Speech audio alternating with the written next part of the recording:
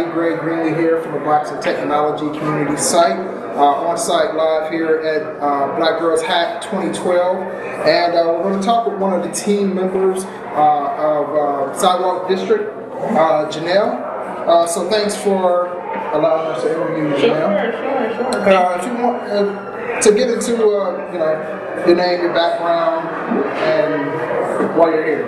Sure. My name is Janelle Jolley, and I'm the CEO and founder of SidewalkDistrict.com. My story maybe does not even belong on your site. I'm not a native technologist at all. I don't code, but I came to my startup when I moved to Atlanta in August of 2009. I moved down here for grad school, and I had a very womanly problem in that I didn't know where to shop when I moved to Atlanta, and it was massively frustrating for me. So I thought that was a silly problem that needed to be solved. I saw that no one had solved it.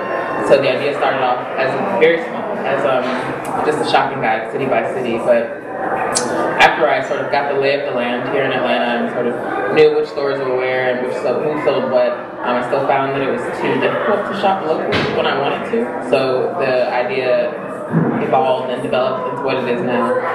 And what it is now is we're giving local independent retailers a virtual sidewalk so that consumers no longer have to physically be in a local boutique, come before, gift, pet, or bike shop in order to see what's being carried or to make a purchase. Now a consumer can peruse and shop a local store anytime, anywhere, from a phone, laptop, or tablet. And the reason we need to exist, I'm sorry, I'm very long. No, that's just perfect. And the reason we need to exist is because there are over 200,000 local independent retailers in the United States, and most aren't doing any business online or mobile. And just to sort of paint a picture for you, here in Metro Atlanta, if this is just a mere snapshot of the entire landscape, we see that 76 out of every 100 local independents is not e-commerce enabled, and 0 are m-commerce enabled.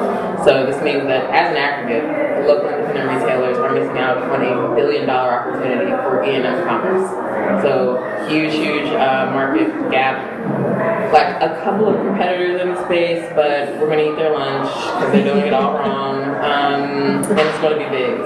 So that's it. So what differentiates your application from the other competitors? A couple of reasons. So I'm more awesome than most competitors. I don't know that. I'm sure they're really. She's more awesome.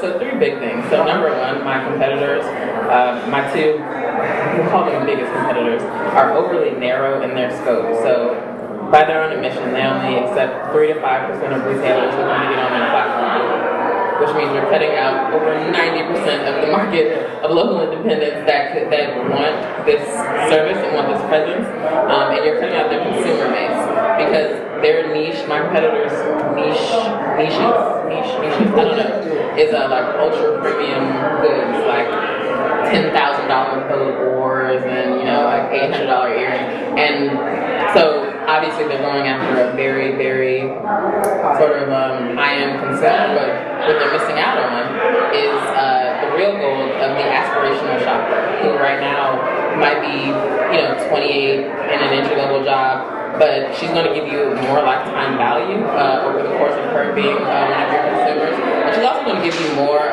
consumer data that you can draw from and sell as a big data play. And there are way more aspirational shoppers than there are Upper East Side socialites that can drop that type of money on clothes. So number 1, overly narrow.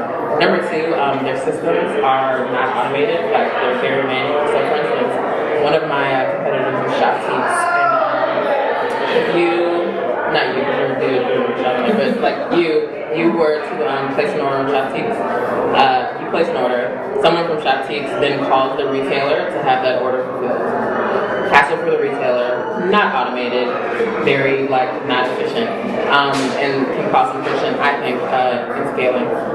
So not automated. Third, they again are overly manual in how they pursue product population. So, for instance, actually both of them have photographers go out to their retail locations once a week to photograph anything that's new and then uploaded. Not efficient, expensive, and it doesn't give them a real-time look at the products being carried in those stores. We have an automated way of going about that because we're going directly to the vendors and designers of those products and programming their lookbooks into our backend so that the retailer, when they're inventorying items as they normally would, the system recognizes SKU 115A and automatically populates them. Okay. So how are you enjoying this again? Is this your first hackathon or? Funny stuff. No, it's my second. My first was last weekend, so I am completely out of my mind because last weekend was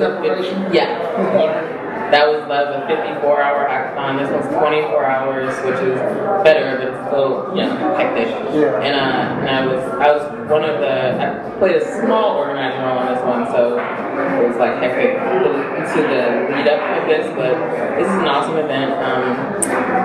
Probably going to be my last hackathon. I'm not about this life because this is just like I just need like I feel crazy, but I mean I enjoy it because you like get into something real quick with a team and you like really build something like that can live very quickly. So I mean they're fun. They're just exhausting. I take that back. This is not going to be my last hackathon. It's going to be my last hackathon for a while. For a long time. But it's fun. And I met Kat and Amanda at the Focus 100 conference that was in New York in October.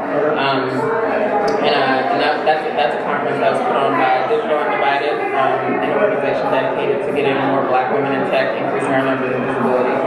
As you all know, that there's like 8 of us. I mean, not 8, but like not a lot. So I met them, and all of us were looking to sort of increase the technical talent for our startups. And we were just like, how do we do this? And Kat, like a week after the conference, sent me this frantic email like, oh my God, I just had a stroke of genius, call me. It's going to solve all our problems. And I was just like, what is it? so I called her. She was like, we're going to put on like a Black Girls Hackathon. And I was just like, okay. But I'm thinking she's talking about like February or something. And so I was like, oh, all right, yeah, cool, I'm down. She's like, yeah, that's going to happen in like 4 weeks. And I was like, whoa, like maybe you should rethink this. She's like, no, we can do it. And it's going to happen. And it's going to be in Atlanta. And you're going to find this place to have it. And all right, yes, ma'am. We going to do it. And here we are. So, she deserves a lot of credit, but this literally came together in maybe 6 weeks, but I really think it was like 5 or 4 weeks. That from conception to this. So she deserves a lot of credit. Okay, so what's the next step for your startup? My startup, so we'll be launching Q1 2013. So right now the date is February 1st. We might actually be moving that date up, but we'll be launching here in Atlanta Q1 2013. It's gonna be awesome. So we're just working on that. As you know, there are a lot of moving pieces, but we'll be launching early next year because the fall buying season for retailers is extremely frantic and hectic, and that's not the best time to get their attention to adopt a new system. They're not adopting a new system, but they're adapting to how they do business.